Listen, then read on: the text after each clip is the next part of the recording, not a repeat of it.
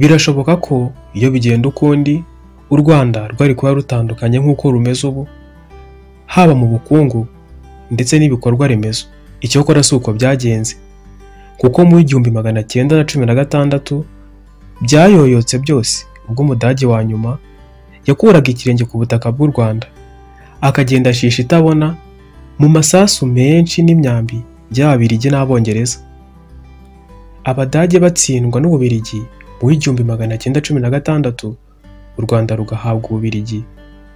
Hari imishinga ikomeye yaratangiye gushyirwa mu bikorwa, harimo n'umuhanda wa Gariyamoshi wagombaga kuva Tabora muri Tanzania ukagera i Kigali mu Rwanda. Igitabo Amateka y'u Rwanda kuva mu ntangiriro kugeza mu mpera z'ikinyejana cya 20 cya Komisiyo y'Igihugu y'Ubumwe n'Ubwiyunge kivuga ko Abadage baje mu Rwanda bikandagira nyuma yo kubona ko ari igihugu gikomeye mu myubakire ya politike n'umuco wacyo. Ibyo byatumye mu mibanire y'abategetsi b'Abadage n'ibwami bashyira imbere ukuzuzanya. Abategetsi b'Abadage bavugwagaho kuba bwarumvaga ubwami cyane, ari nacyo cyatumaga umubano wabo hagati y'umwami umera neza. Tariki ya 15 Ugushyingo 1907 nibwo mu Rwanda hashinzwe rezidansi ya mbere yihariye y'Abadage i Kigali, ihabwa Richard Kanti wari umuganga. Ntabwo Abadage bashyize imbaraga mu mishinga myinshi y'amajyambere nk'amashuri, kuko yo yari yarahariwe ahanini amadini, by'umwihariko Kiliziya Gatolika. Icyo bihutiye gukora mu Rwanda, nk'uko igitabo Amateka y'u Rwanda kuva mu ntangiriro kugeza ku mpera z'ikinyejana cya 20 kibivuga, ni ugushinga ibigo bya gisirikare bigamije kurinda ibitero by'ibindi bihugu byakolonizaga mu karere nk'Ububiligi, muri Kongo n'Abongereza muri Uganda. Mbere y'1907 mu Rwanda hari ibigo bibiri bya gisirikare, icyari Ishangi muri Cyangugu ndetse na Gisenyi. Nyuma hubatswe ibindi nk'i Kigali mu 1907, Ruhengeri mu 1909 na Gatsibo mu 1914. Icyo gihe Ubudage bwafatanyaga u Rwanda n'u Burundi ndetse na Tanganyika. Abadage bamaze kugera mu Rwanda barubonye nk'ahantu hari amahirwe akomeye mu buhinzi n'ubworozi, ndetse ko hafashwe neza haba ikigega Ubudage bwajya buvanamo ibyo kurya, ibyo gukoresha mu nganda z'ibiribwa n'ibindi. Abadage barufata nk'igihugu kibereye ubuhinzi, bumvaga bagiye kugihingamo ibihingwa bakajya babipakira ubwato bikabasanga iwabo mu Budage. Mu bintu baje guhita bohereza hanze harimo inyama z'inka n'impu, byari ibicuruzwa bikomeye. Urumva n'ibindi nk'ibireti, ikawa na kinini zavagamo imiti y'ubuganga, byose bari babikeneye, barabipakiraga bakabijyana hanze.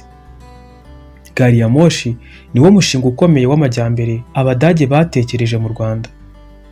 Ni Gariyamoshi yagombaga guhuza Tabora na Rusumo. Imirimo yo kubaka iyo Gariyamoshi ku ruhande rwa Tanganyika yatangiye mu 1905, nyuma y'imyaka 2 iya Uganda yubatswe. Umuhanda wa Gariyamoshi wageze Tabora mu 1912.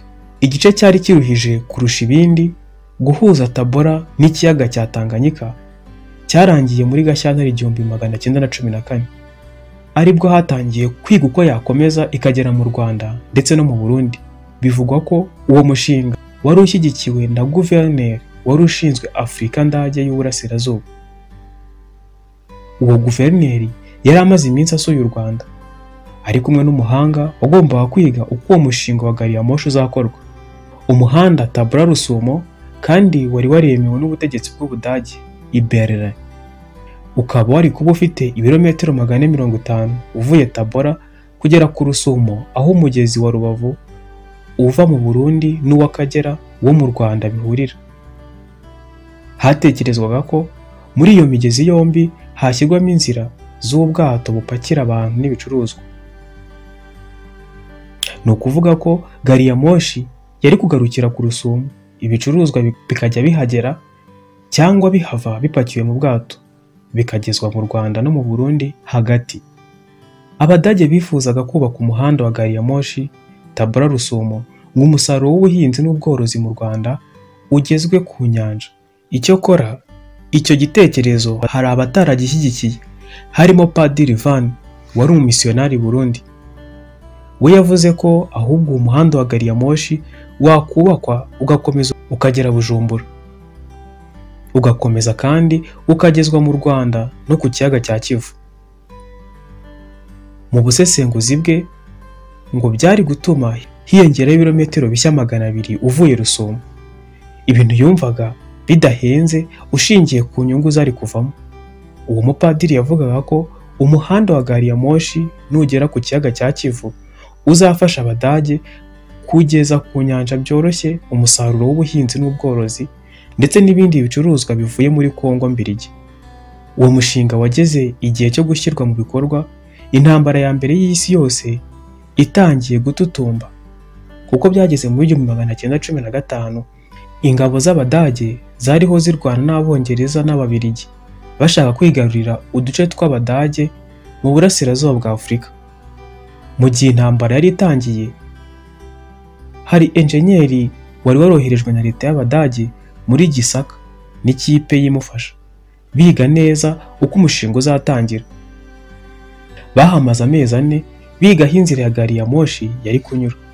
Icyo gihe mu ngingo y'imari y'Ubudage y'umwaka w'1914 yari yaratoye miliyoni 50 z'amafaranga yakoreshwaga mu Budage icyo gihe.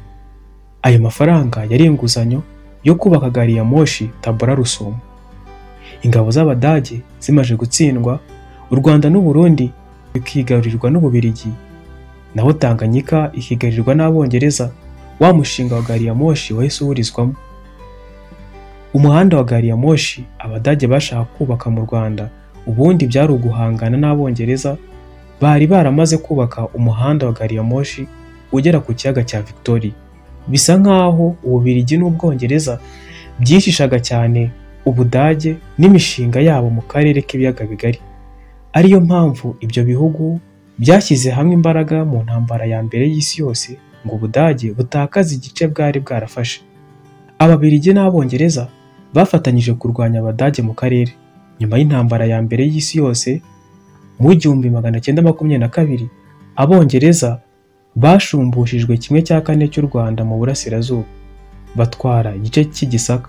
Bari barasabye icyo gice ngo bubakemo umuhanda wa Gariyamoshi wagombaga kuva i Cairo ukagera Cape Town. Nubwo Gisaka cyari cyatanzwe nk'impano yo gutsinda Ubudage, umwami wa gatanu Musinga wangaga Abongereza bikomeye yaratsimbaraye kugeza mu 1923 ubwo Igisaka cyagarurwaga ku Rwanda. Agace k'Ubufumbira ariko kahise kabigenderamo kakomekwa kuri Uganda. Iyo umuhanda wa Gariyamoshi Tabora Rusumo uza kubakwa, byari gushoboka ko ubukungu bw'u Rwanda bwari kuba butandukanye n'uko buri ubu. Impamvu Ababirigi batakomeje gushyira imbaraga mu kubaka uwo muhanda ari uko nta nyungu nabo bawubonagamo. Nta nyungu bari bakibona kuri Tanzania kuko yari ihindutse koloni y'Abongereza. Iyo u Rwanda rukomeza gukolonizwa n'Abongereza, bari gukomeza kubaka ya Gariyamoshi ikagera Kigali. Ariko kuba byarahindutse bakaruha Ububirigi bwakolonizaga Kongo, icyerekezo cy'ubukungu bw'u Rwanda cyarahindutse, dusigara twegamiye ku nyanja ya Atlantique aho inyungu z'Ububirigi zari ziri aho kuba y'Ubuhinde nka mbere.